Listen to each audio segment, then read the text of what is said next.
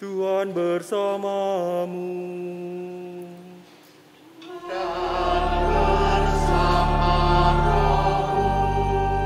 Inilah Injil suci menurut Lukas.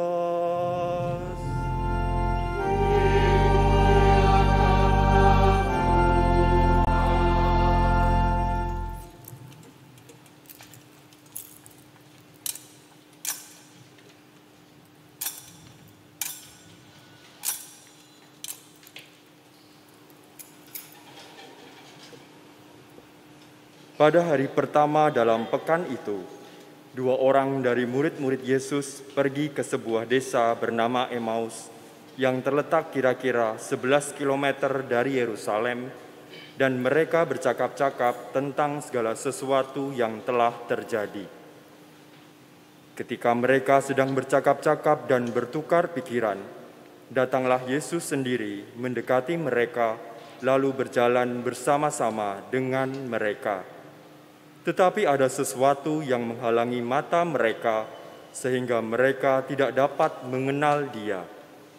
Yesus berkata kepada mereka, "Apakah yang kamu percakapkan sementara kamu berjalan?" Lalu berhentilah mereka dengan muka muram. Seorang dari mereka, namanya Kleopas, menjawabnya, "Apakah engkau satu-satunya orang asing di Yerusalem yang tidak tahu apa yang terjadi di situ pada hari-hari ini?" Katanya kepada mereka, "Apakah itu?" Jawab mereka, "Apa yang terjadi dengan Yesus orang Nazaret? Dia adalah seorang nabi yang berkuasa dalam pekerjaan dan perkataan di hadapan Allah dan di depan seluruh bangsa kami. Tetapi imam-imam kepala dan pemimpin-pemimpin kami telah menyerahkan Dia untuk dihukum mati, dan mereka telah menyalibkannya. Padahal kami dahulu mengharapkan bahwa Dialah yang akan membebaskan bangsa Israel. Sementara itu telah lewat 3 hari sejak semuanya itu terjadi. Tetapi beberapa perempuan dari kalangan kami telah mengejutkan kami. Pagi-pagi buta mereka telah pergi ke kubur dan tidak menemukan jenazahnya. Lalu mereka datang dengan berita bahwa telah kelihatan kepada mereka malaikat-malaikat yang menyatakan bahwa Yesus hidup.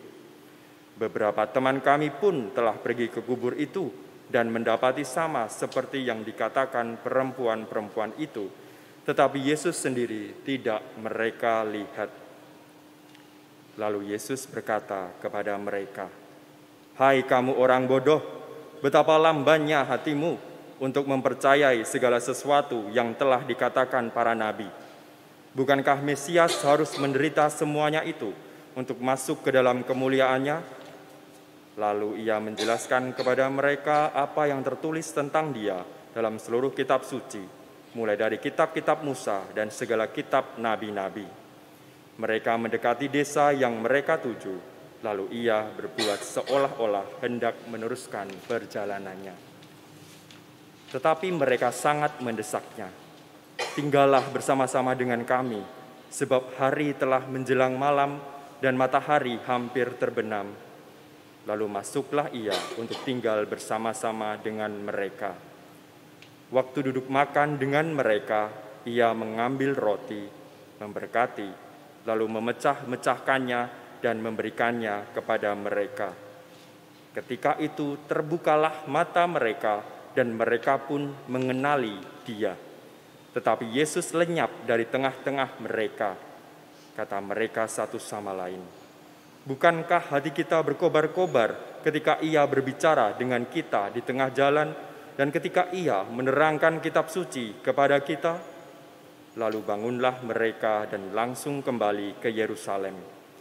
Di situ mereka mendapati ke-11 murid. Mereka sedang berkumpul bersama teman-teman mereka.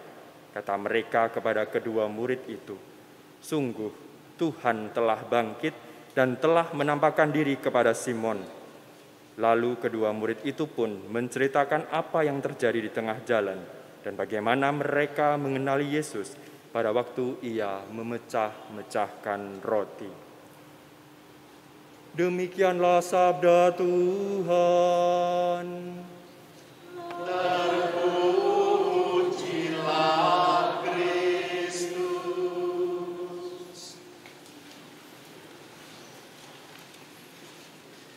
Romo Willy, Bruder, Suter, Bapak Ibu, rekan-rekan muda, dan adik-adik sekalian, selamat sore berkah dalem. Sebelum menyampaikan renungan pada sore hari ini, perkenalkanlah saya untuk memperkenalkan diri terlebih dahulu. Nama saya seperti yang sudah disebutkan oleh Lektris, Vincentius Doni Erlangga Satriawan, dipanggil Frater Doni. Saat ini saya sedang studi di Fakultas Teologi Universitas Sanata Dharma tahun yang ketiga. Saat ini saya tinggal di Kolese Santo Ignatius Kota Baru atau Kolsani, samping gereja ini, bersama juga dengan Romo Willy di sana.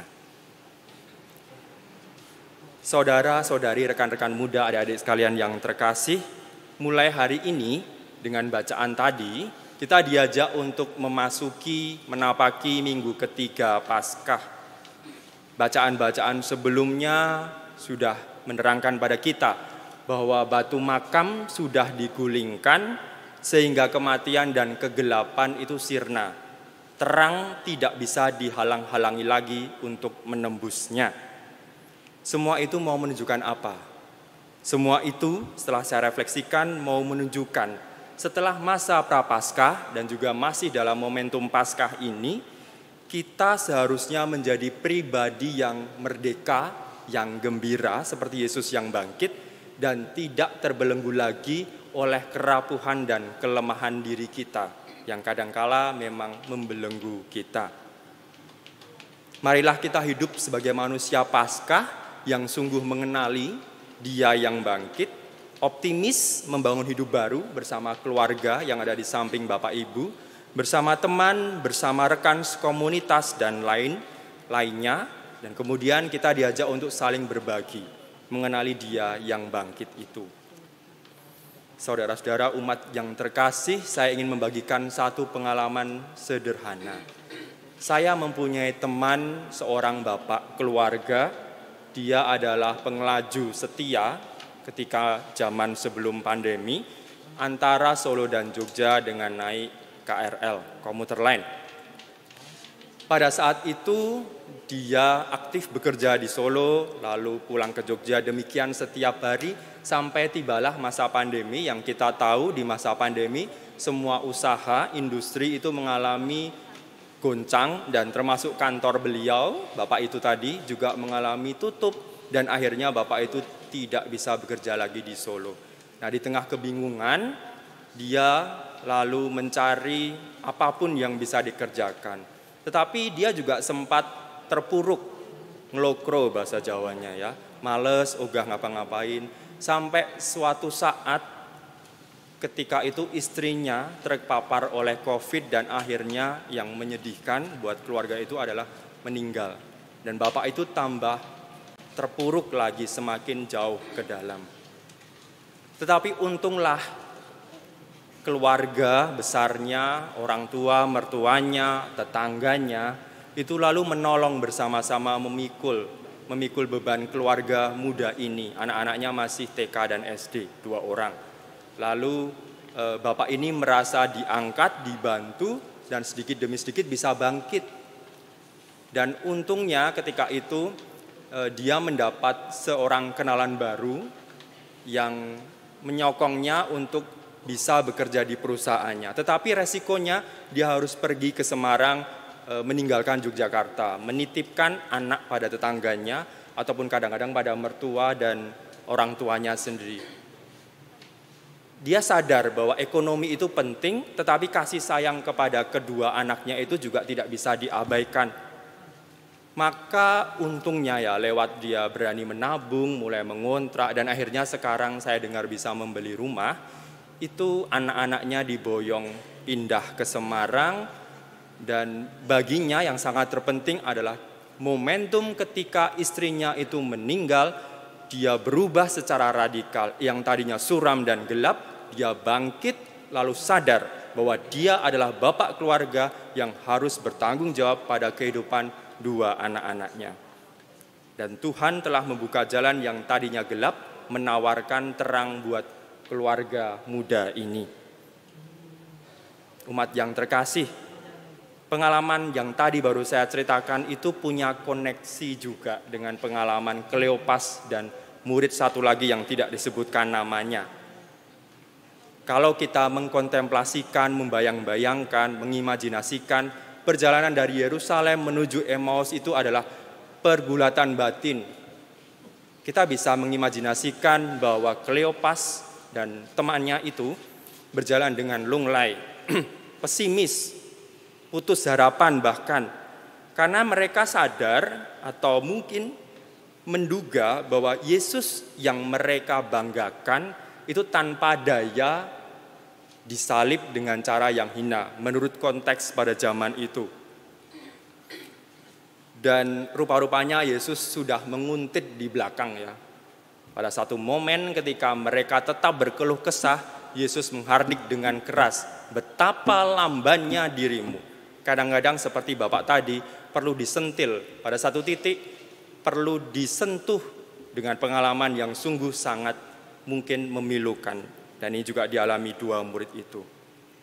Kita pun yang hadir di sini bisa mengimajinasikan dan mengganti teman Kleopas yang tidak ada namanya itu menjadi diri kita. Apakah kita pernah mengalami pengalaman yang memilukan semacam itu? Apa tanggapan kita? Pernahkah kita disentil Tuhan ketika kita tumpul hatinya? Umat yang terkasih, pertanyaan dua murid tadi sebenarnya sederhana. Kok Yesus yang tampak berjaya dan berdaya, itu kok kehilangan segala-galanya? Memang Yesus dalam hal ini tidak meninggalkan materi, kemenangan yang bisa dibanggakan sesaat, tetapi ia mewariskan sesuatu yang tidak lekang. Yaitu apa? Yaitu tubuhnya sendiri yang diberikan kepada kita. Dan ini menunjukkan apa? Menunjukkan cintanya yang luar biasa. Dan buktinya apa? Buktinya adalah ketika Yesus mengucap syukur, lalu memecah-mecahkan roti itu, mata para murid itu terbuka dan teringat akan pengalaman bahwa Yesus yang disesah, dipukul, disiksa, dicambuk, dan akhirnya dipaku pada kayu salib, itu demi siapa? Demi mereka, demi Kleopas, demi Simon Petrus, demi kita yang namanya tidak disebutkan. Sebagai murid yang selalu dan pernah mengalami pengalaman-pengalaman yang mungkin menyusahkan, memilukan. Kita akhirnya, kita yang pernah ditindas oleh rahmat, oleh ketumpulan-ketumpulan hati itu, ingin diajak Tuhan untuk memahami rahmat yang dicurahkan. Saya pernah membaca sebuah buku, ada seorang kardinal Nguyen Van Thuan, mungkin namanya asing. Ini adalah seorang kardinal, sekarang sudah meninggal dari Vietnam, yang hidup pada zaman komunis berjaya ketika itu. Dan dia karena imannya bersama orang-orang yang beriman Katolik itu dipenjara, lalu mereka harus hidup di dalam tahanan yang serba kekurangan. Bahkan untuk merayakan misa pun harus sembunyi-sembunyi. Tetapi untunglah ada seorang tahanan yang dengan berani menyelundupkan hosti dan anggur ke dalam tahanan itu, lalu mereka sebagai komunitas kecil merayakan Ekaristi dengan sembunyi-sembunyi. Dan ini sungguh menguatkan hati para tahanan itu, meskipun mungkin di antara mereka tidak ada yang pernah keluar dari tahanan itu. Ekaristi yang kita rayakan sebentar lagi dan termasuk saat ini, itu adalah yang membuat kita sungguh mengenal Dia yang telah bangkit. Kita yang merasakan tubuh dan darahnya yang juga diberikan kepada kita dipecah-pecah, sehingga saya yakin umatku yang terkasih hadir hari ini juga datang dengan penuh kerinduan karena ingin mengenangkan rasa syukur atas pengorbanan Tuhan. Maka kemauan saling berbagi, kemauan mau merasakan pahitnya hidup orang lain seperti yang dialami oleh tetangga dan keluarga dari Bapak yang tadi saya ceritakan, keberanian juga menanggung penderitaan diri. Bapak itu sadar perannya sebagai bapak keluarga adalah momen di mana kita harus bangkit. Kita harus menggulingkan batu makam seperti Yesus agar sinar terang itu masuk ke dalam, menyinari hati dan keluarga kita. Maka marilah dengan kebangkitan Tuhan, kita diajak untuk berani melihat keluar menjadi misionaris-misionaris yang sejati dengan cara yang cukup sederhana, sesuai dengan profesi, konteks Bapak Ibu, rekan-rekan muda dan adik-adik sekalian. Misalnya apa? Ya misalnya dalam konteks Hari Raya Idul Fitri ini, Berbagilah ucapan selamat dengan tetangga, teman sekolah, keluarga yang mungkin muslim, dan itu adalah salah satu cara di mana kita sungguh mengenali Dia yang bangkit. Maka marilah kita sebagai manusia Paskah perlu membuktikan mata batin kita yang terbuka dan sudah disentuh oleh Kristus sendiri. Izinkan untuk menutup homili renungan atas bacaan Injil pada sore hari ini, saya memberikan pantun dan semoga ini bisa diingat-ingat. Pergi ke gereja di libur Lebaran bersama teman, keluarga, dan handai tolan. Mari kita menjadi pewarta-pewarta sukacita dan pengharapan bagi semua saja umat beriman. Amin.